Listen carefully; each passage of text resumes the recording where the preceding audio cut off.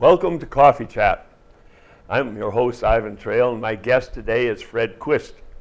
Many of you already know who Fred Quist is, but there's a lot that don't, and I want Fred to tell us a little bit about himself. So I'm going to ask him, who is Fred Quist? Tell us a little bit about your background and how you got into the carvings, etc., that we're going to talk about today. Well, thank you, Ivan. And this is a new outlet for me. It isn't the carving, not a new outlet, but being here in the studio to share with others what's going on is kind of new.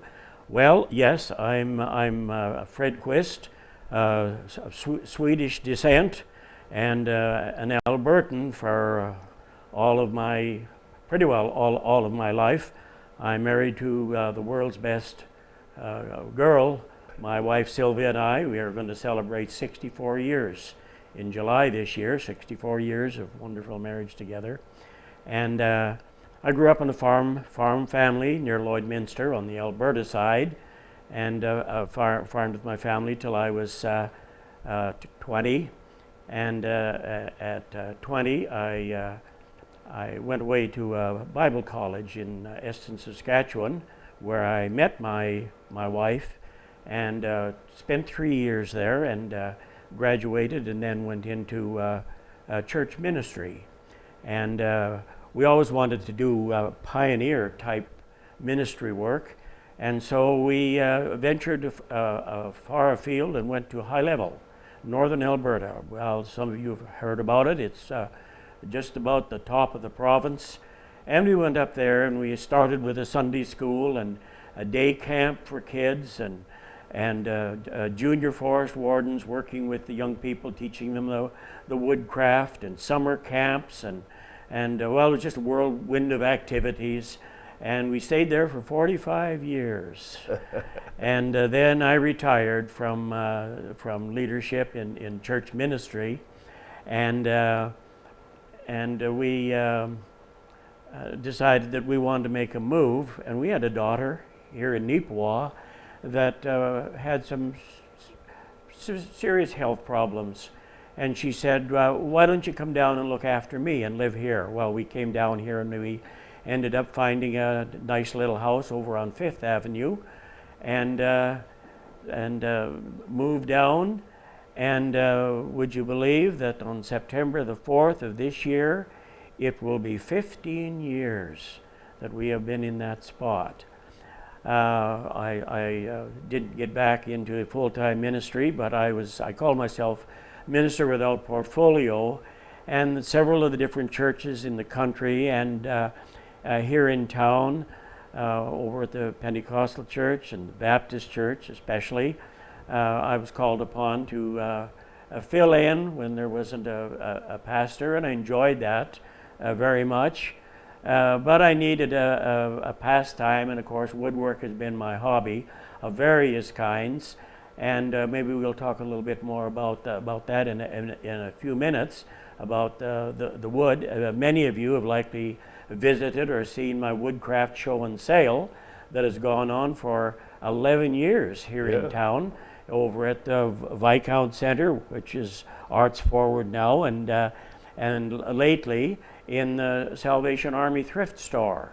Of course, this year and last year, with shut down, everything is in boxes, waiting to some time when we can be able to do it again.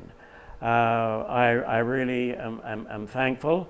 I'm just on the edge of 86 years old now, coming up in 3 months, with reasonable health. I've gone through a cancer battle, and coming through it fairly well, with some lasting side effects that aren't too good. But I'm really thankful for where it's all gone today. So that's pretty well sums up a quick thumbnail sketch of what has been a very satisfying and an extremely busy life, Ivan. Tell us a little bit about your connection with the ministry and the woodworking for the last few years that you make these sales. I understand you're attached quite prominently with a small group called Compassion Canada. And, I wanted to know, first of all, I want to know why you chose them. I mean, there's hundreds of other groups. Why did you choose them? Well, again, we'll have to do it in a big hurry. But when I was just a teenager in our Sunday school back home, and unbeknownst to me, my wife on the other side of the Rockies, Salmon Arm, BC, simultaneously going on at the same time, I was given the responsibility of teaching a class of young boys in Sunday school, and I was only 15 myself. And over across the Rockies, my wife now was given the responsibility the same way of teaching children. So when we got together, our ministry just seemed to be, after we graduated from our Bible college, our ministry just seemed to lean toward working with children. And when we went into the north, summer camps and Vacation Bible School and other children's ministry, we just loved it, and we kept on doing it. But we felt that we'd like to do more, because we had missionary blood flowing in our veins, and we wanted to reach out to the world. Now, we knew it was likely impossible that we would ever take a boat or a plane and go to a foreign country. I was neglected to say, but I'm happy to say that we have 5 grown, wonderful children, 2 girls and 3 boys that are on their own and making good lives for themselves. So I wondered what in the world I should do with all the woodwork that I was making. I tried selling it, and I'm the world's worst salesman. Things didn't go very good. I put it in yard sales and didn't go very good. And here's an unusual little experience that I don't share with too many, and I guess this is going public. But we have a 2-car garage at the back of our lot where we live, and a vehicle has never been in it. It's my wood shop. And in the house, I was wondering, and asked my wife, I'm wondering what I should do with all this woodcraft that I have. I was getting boxes and boxes of different wood crafts, not the little people, but different kinds of bowls and jewelry boxes and scrolls of art and many things. And she had no idea what we should do. And I said, well, let's pray about it. And I guess we did in our morning devotion time. We did, and I was on my way from the house to the shop, and I don't know how many of you out there have ever wondered sometimes that, does God ever really speak to people? Well, I'm among that group. Very skeptical that I've never heard a voice from above. But 3 words came to me as I walked to the shop that day, and these 3 words were, give it away. And I walked into my shop pondering those things and didn't know what in the world that could mean. But as it began to work in my mind, it seemed to gel that I was to put on a show and donate 100% of my earnings. 100%. That kind of jolted me, but that's what I felt. To a Christian organization that catered to helping third world children. And I knew there was an organization called Compassion Canada. We hadn't had much to do with them. And they had an office in Winnipeg. And I phoned the man in Winnipeg and told him what I would like to do. And he said, I'm coming out. Can we meet somewhere for coffee? I said, yes. Could we meet at McDonald's? Yes, he said, tomorrow at noon. So we went down to McDonald's, Sylvia and I, and met this man, and he said, now what's your idea? So I told him what my idea was, and I said, we would like the proceeds to help unfortunate children. He said, we've got the plan for you, Fred, and it's called a Child Survival Program, and what it is, it's supplying funds to new mothers that are giving birth to new babies, but they don't know how to look after them. And he said, it may not surprise you to know that up to a third of these newborn babies don't live past 3 months because of ill health, poor nutrition, inadequate care, and so on and so on. So we took it upon, we bought into the program, literally bought in 100%. And since then, it's just been a joy to put on 11 different shows down in the old Viscount Center, where Rain has been just a very, very special friend and a help. She's just done so much for us while we were there. And then we moved over to the Salvation Army place, and Amanda has just been a real help there, but we've had to shut it down. And when we can get going again, I have something like 10 boxes of woodcraft when my back allowed it a little more, all ready to go. And now I'm just needing, when things straighten out again, to be able to sell it. So you've, because of your medical condition right now, you can't stand behind the lathe very much, so you've kind of switched, still woodworking, but you can do this sitting down and so on. And to start off the thing with our little people, or the as you say, they're not all people, so they're just miniatures, but we're going to have an auction sale. Yes. You're going to have an auction sale with the little people, and he's going to auction off a couple of items. Okay. So you take us through the auction sale and tell us how it works here. All right, I think I will stand to do this, as auctioneers do. And over here, you will notice we have the auctioneer. I'll just turn him around so that you can see him there. This was a little different carving idea, by the way. You'll notice all the little men don't have any arms sticking out. The easiest way to carve is have their hands in their pockets. But I realized I took on a new challenge to get the auctioneer to build arms for him. So today, we're going to auction a couple of items off. And so here's the sign, and here's the crowd that is gathered, so away we go. Good afternoon, ladies and gentlemen. I say ladies, but I guess the ladies are in the kitchen looking after the food, and invite you to go and have a snack whenever you're free. But men, we're all here for the auction today, and we invite you to just loosen up your wallets, and we'll have a great time auctioning. We're going to start auctioning with 4 wheels. These wheels are have tires on them, and they're from an F-150 Ford. They fit an F-150 Ford. And we're going to auction them off. We're going to start with $100. $100 rare, $100 rare. If you have $100 to start away. $100 start away. $100, $100. Now that's, folks, that's only $25 for a wheel with a very good tire on it, and we only have $100. Can we have $100? $100 where? $100. Can we have $100? $100 where? All right, and then we'll start that. Where do you want to go? $75? $75? Yes. Now 100? Yes. 150? 150? 150 where? 150 where? Are we all done at $100? 100 and a quarter. 100 and a quarter. Yes, 100 and a quarter. Now 150. 150. Can we have 150? Are you all done at 100 and a quarter? 150? 150. 100 and a quarter? 150. I need 150. Got 100 and a quarter? 150. Are you all done at 100 and a quarter? So, number 67. 4 tires.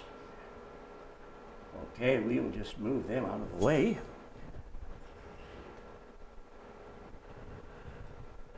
Now, fellas, we have a premium unit here for sale. We have a 2017 Mazda 4-door in mint condition. It is fully safetied, very low mileage, 1 owner, and is going to sell today. And so we just hope for a good sale on this item. All right, let's do it. 5,000 to start away. 5,000, 5,000 where? 5,000 to start away. Can we exceed 5? 5, anywhere. 5, yes it would. 5. Can we have 5 to start it away? 5,000, 5,000. Can we start it away at 5? All right then, what is your choice? What do you want to buy? 4,000? Yes, thank you, 4. Now 5, 450, yes. Now 5, yes, 5. 5.5, 5.5, 5.5, 5.5. Can we have 5.5, 5.5? We got 5, we need 5.5. just want to tell you, fellas, this little vehicle in 2016 sold for $18,475. Low mileage, one owner, in perfect condition, fully safety, and we only have $5,000 on it. All right, we need 5.5. 5.5, yes, 5.5. Now 6. Now 6. Can we have 6? 5.5. Now 6. Now 6. 5.5. Now 6. Yes, 6. Now 5. 6.5. 6.5. Can we hear 6.5? 6.5. 5.5. And now we got 6. 6.5. 6.5. Are you all done at 6? 6.5. One more time. 6.5. One more time. 6.5. Can we have 6.5? Sold. $6,000 for this beautiful thing. Number 79. Thank you. Thank you, Fred. And if you all took a good look at the people that were buying, they look like a typical group that would be around an auction sale, don't they? And you make a good auctioneer too. But I think everybody probably had a very good look at the little men that were all around the auctioneer, plus the little fellow that's telling you that this is the item that's for sale and so on. A lot of fun and work and energy goes into making these little people, and you found yourself a wonderful substitute for the lathe and all that kind of work that you used to do. Mind you, you always did have a little quirk to some of your stuff. I remember, and I had it, you gave it to me, and I had it for years, and finally one of my kids stole it on me, I think, to take back to Halifax or something. It was the 3-piece chicken dinner. Yes. And of course you opened up the 3-piece chicken dinner, and there was 3 pieces of corn in this thing, a 3-piece chicken dinner. This is nice. We have another group of people. You called it the Owl family, and you tell us a little bit about the Owl family. They look like they were started with some specific idea in mind that you were going to start a special group of people. Okay, yes, Ivan. Perhaps I should go like this. The reason how this all originated in the first place, thanks to internet and all that it has. I was on internet one day after my infirmity had got me so that I couldn't work in the shop. I wanted something to do in the line of woodwork, and there's oodles of sites, of course, on the computer, woodwork sites, and I spent a lot of time looking at them, and I came upon 2 sites. One site, a wood carver by a man by the name of Doug Linker, who does all kinds of this kind of stuff, and does marvelous work, and he does wonderful tutorials taking you step by step through how to do all this. And so I thought, I'd like to see if I can try it. And then scrolling through, I guess you call it, I came to another one, a woman by the name of Sharon Elliott. Her site is called Sharon My Art. Her name is Sharon Elliott. Yeah. And she does solely little people. That's all she does. And she's been doing it for 35 years, and she was doing a tutorial on how to carve a little person. So I watched her, and she did a pretty nice job. And she said, I always number them. And she said, this one, when I get done, she puts it on the soles of the feet, as you'll see on these little people. They're numbered, and my name is on them on the bottom. And they're, she said, this is 2019 in 30 years. So she did a pretty nice job. She's done that many. So I thought, well, I've got quite a choice. So I started with little people in February of 2019. And I've got the dates on a lot of those. And then I decided I'd go over to Doug Linker's site, because he was doing little owls. And these little owls, here's February 20, and this is what the owl looks like that I did a year ago in February. And he did pumpkins and he did other things. And then others did the little garden gnomes. Here's one, another one over there. Oh, here's another little fella in front here, little garden gnomes. And so I really owe all of this, I wouldn't say the talent is very personal, but the inspiration, I'll say, for all of this came from these two sites, Ivan. So that's really how where they came from. I've got a very inquisitive mind, but for some reason it wasn't clicking in the direction until I got to these sites to see what others could do, and then I thought I'm going to see if I can do them. I had already the little car and many things like that I've done in my shows. Yeah. I had already that was all my own idea, but this came from the inspiration. I'm thankful from others. Well, you know, there's a couple of quotes that fit Fred Quist very well. First of all, I don't do nothing easily, you know, and you have to have your hands busy doing something. And I always said, when I did the last one with you, when you were doing all your lathe work and so on, that there were two little people in there. One was the artist trying to get out, and one was the compassionate one trying to get out. And you've put the two of them together very well in your life. And yes. Another thing I want to say before, I think probably this interview is probably one of the, if you take our average ages, the average age of this interview going on here right now is 88. You've been married 64 years. I'll be married 65 in a couple of months. So it's 65th anniversary this year. So they've got a couple of the oldest interviewers and interviewees. Yes. But we really do appreciate your coming out and telling us about these. Have you got, of course with the COVID you can't do much. You say you've got 10 boxes waiting to go into, just lost my mic. You've got 10 boxes waiting to go into the sale so you can get back on that realm again. Are you going to start doing something with some of your little people as well when you get that going? Or I really don't have any plans for these. This was more or less just a time consumer, and I might add that a great thrill to my wife, because I'm not morbid, not down in the dumps. She just comes down. I've made a little shop in the basement for carving. There's no sawdust to this. You don't need to worry about messing up the house with this kind of work and the painting and that.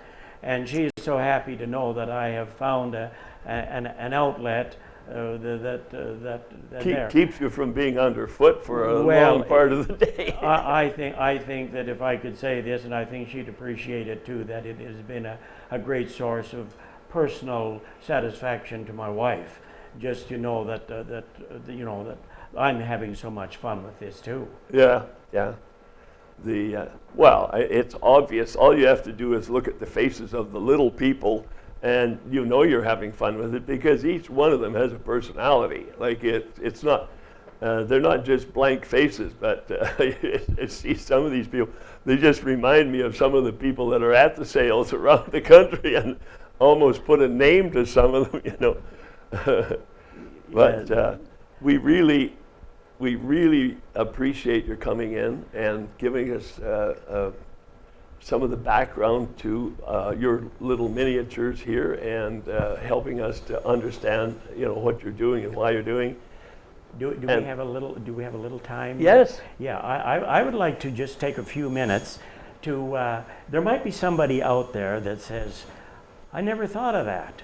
I love to play with a jackknife, and I would just like to just take a couple of minutes just to do a little quick, I'll call it a demonstration, but it Okay. is more or less just how do I get started at something like this? Well, that's the question that came to me when I sat in my chair in the living room with my iPad on my lap. I said, how do I get started with something like this? Well, of course, I had a shop full of tools, so I didn't need to worry about that. But you don't use a planer or a scroll saw or a lathe and a table saw, etc., to do this. This is all carving. So I'm just going to get my little box of goodies here, and I just want to go through this first of all. Now, what do you use for wood? Well, I've just got some samples here, but this is basswood. Basswood is the carver's best wood, all different sizes and shapes, and most of these little men are carved as Sharon Elliott does, 1 by 1 by 3 or less, 2 3/4. So this little block here would fit pretty well all these little people. I just have samples. Now, the one thing about basswood, as you'll notice, it doesn't have hardly anything for grain. So it doesn't split. If you use spruce or pine or poplar or something like that, it has a grain. When you take your knife through it, it will go off, and it's not so good. Then Is it fairly receptive to a knife too? Like, is that fairly soft? It is. Which brings me to this, which is my knives. And now, I don't want to sound like I'm bragging, but not everybody has knives, and I didn't have either, and I haven't spent a mint on knives, by the way. You can. But you see this? There's just the old familiar knife. And you get a blade and sharpen it so that you test it on your thumbnail, and if it digs in, it's getting close to being good. But here's the sample of the knives. I'll just put them here. These are carving knives. I bought a set of these off Amazon, which is a good place to go for this. But then I decided that I'd make some knives. And these knives are made out of just those utility blades and utility knives. You do a little grinding work in them, make some handles in them, and of course you know they are ultra sharp, and for fine work I use those. Or you can even cut them down smaller and making tiny ones. As you might understand, that when you're carving mouths and eyes and noses, it's pretty small. And then there's a little gouge here that works very well when you're doing hair. You can just do the hair on a little person and that. It's important, if you're going to go into carving, that you use Teflon gloves. Teflon, is that the word? Whatever it is. Teflon, yeah. They're steel mesh gloves. They look like they're too small, but they go on, fit like a hand on your left hand. I'm right-handed, so I don't need one on my right hand. But I do this because if you're carving and you happen to slip, the results aren't so good. You can poke yourself, yes, it goes right through, but you can't cut yourself by slipping on this type of glove. So that's good. And so it's important to use that kind of glove. And then to keep your knife sharp, here's a strop. It's only a piece of leather fastened to a piece of board, and you have a compound, honing compound. You rub on the board, and then you just take your knives, 10, 10, 10, 10, 10, 10, for a number of things. And when you get it done, you take a sheet of writing paper, and if you can just, and the writing paper, then your knife is ready to go. And then to finish them up, just a little acrylic paint is all you need to paint them, and you can finish them with different kinds of finishes. There's lots of lacquers and shellacs and all that you can get on to finish them, to finish your project. And from there on, all is required is just A little the talent. desire And some talent. ambition. Here's a neat little additive, a brush. When you're painting, or when you're carving rather, there's always little tiny bits of here, there, and little bits of wood, and it's nice to just take this and clean it all up before you paint, so that when you paint, it's nice and clean when you're done. So that's basically how to start carving, Ivan. Beautiful. And as I say, it takes a little talent too, but yes, that's great. That's really great. Those are quite an assortment of knives too. And yes, I and gather they all have very- their place. Yes, they're very sharp too, eh? It's delicate work. But one thing about it, I had a little trouble after my cancer treatment with shaking. Oh yeah. My wife recognized that too.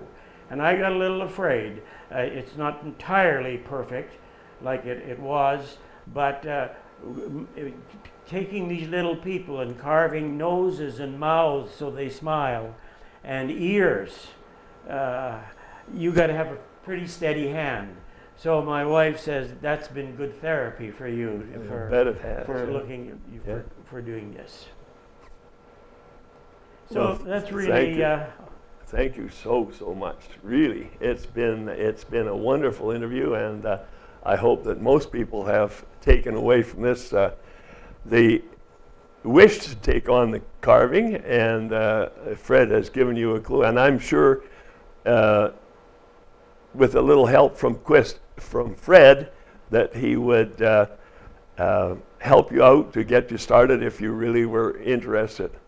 Anyway, I want to thank Fred very much for coming out tonight.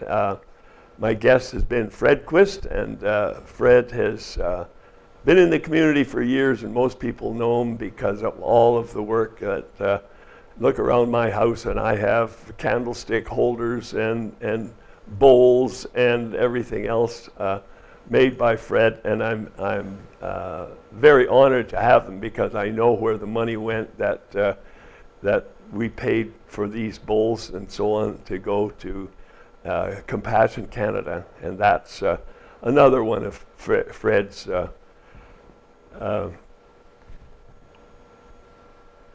another one of your things that you have to get through your system is make sure that that part of your life is looked after as well. And I you do just a want very to good add job. one thing, that maybe what I should say, and that is that I want to thank all the people who have purchased. When they bought things at the sales, I always made sure that they understood they weren't buying a product. They were taking home a product, but they were making a donation to a worthwhile project in another country. Yeah. And if I could put it together, I'd like to have the people that built a house for a mother and 3 children. We sent the money, and the donations that came in from the sales of the woodwork. We built a house, a lovely house, a little house in Bangladesh for a mother and triplets from some of the sales. Now, that's not all. No. But that was some of the sales. Like I said, there's been 11 years that we've been able to donate 100%. And so I just thank my gracious Heavenly Father for the talent and the ability and the willingness and the vision to do that. And I thank the people that have donated to it, because many times when they came to buy things, they didn't want any change. No. And I said, well, thank you, for blessing us with that toward the project. And we were able to send off thousands and thousands of dollars every year to the projects. And as I say, one of the projects was the house. That's a wonderful feeling. Yes, And I know for a fact that when we look at these things, we see that in those pieces of wood that are sitting around our house too. So it does work, whether you know it or not, that people do realize that they were making donation to your favorite cause. That's right. It was a And donation. we thank you so much for this. Again, thanks a lot. My guest has been Fred Quist. I've been your host, Ivan Traill, and this has been Coffee Chat.